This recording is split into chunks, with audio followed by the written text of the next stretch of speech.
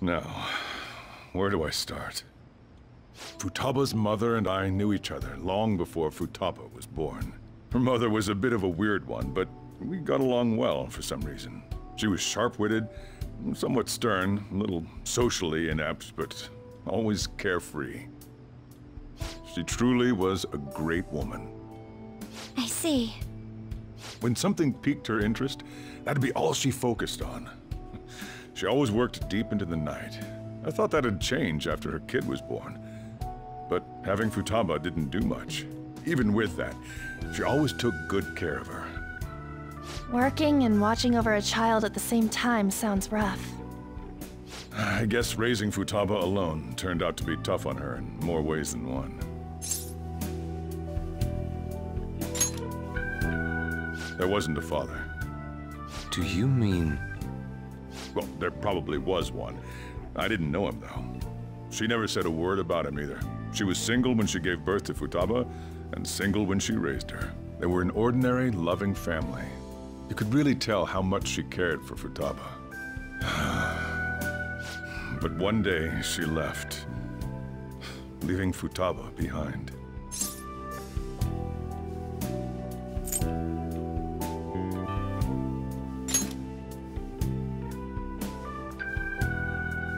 Yes, she committed suicide.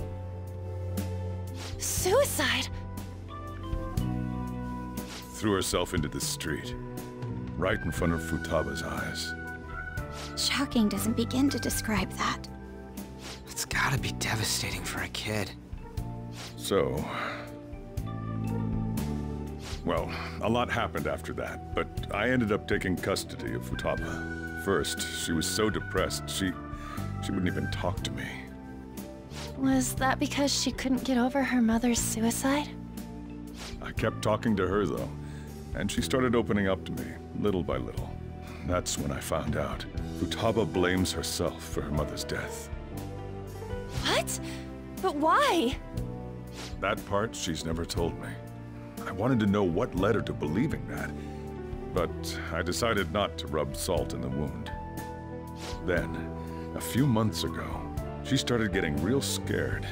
Even when nothing was happening, she'd say things like, "I hear voices," and "Mom is looking at me."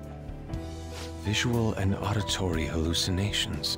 Have you taken Futaba to a doctor? I wanted to, but she refused. Even when I had a doctor come, she locked herself away in her room. Since then, she's become what you'd call a shut-in. She won't take a single step outside the house, or even try to see other people. What about you? She doesn't even let me come in her room. That's pretty harsh. Futaba is, well, a unique girl. She's so quick-minded that conversations with her tend to jump from one topic to the next. It seems like she's always coming to conclusions in her head. There's a lot I don't get about her. So, yeah, her situation is why I couldn't let you in my house.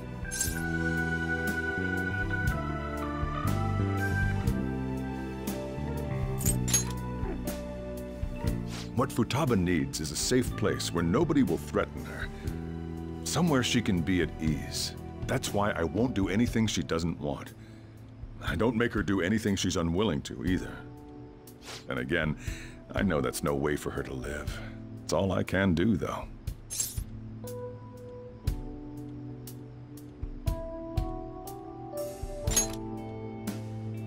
I don't know. She just asks me for things that she wants, like food or these complicated books.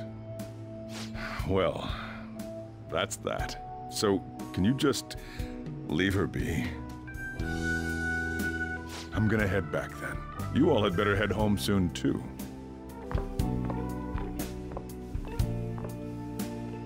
I feel awful for prying into his personal affairs. No way in hell he's abusing her. The reason why Futaba wants her heart stolen must be related to what happened to her mother. So she'd like to discard her feelings of pain, but can't do anything about it herself. Will changing her heart really help her, though? If we can help her, we may be able to stand up to Medjed.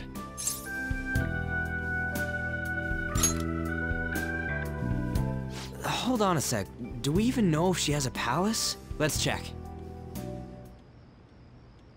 The Futaba Sakura that lives at Sojiro Sakura's house. Is that gonna be enough? Candidate found. What the? She's got one. So someone can have a palace even if they're not evil? Hey, Morgana. Where's Morgana? I haven't seen him for some time. So, ever since we went inside Boss's house? Somewhere around there. He'll be fine, though. He's a cat after all. The trains are gonna be shutting down for the night soon, so we should probably be heading home. We have to go to school in the morning after all. Oh, right. The urgent assembly. An assembly? What about?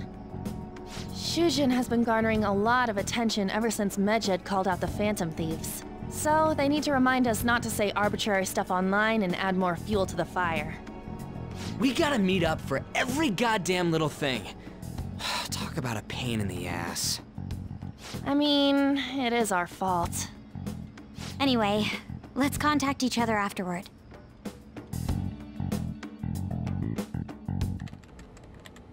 No way in hell he's abusing her. The reason why Futaba wants her heart stolen must be related to what happened to her mother. So she'd like to discard her feelings of pain, but can't do anything about it herself.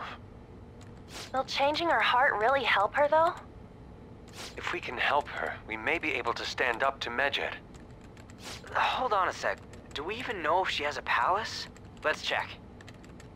The Futaba Sakura that lives at Sojiro Sakura's house. Is that gonna be enough? What the? She's got one. So someone can have a palace even if they're not evil? Hey, Morgana.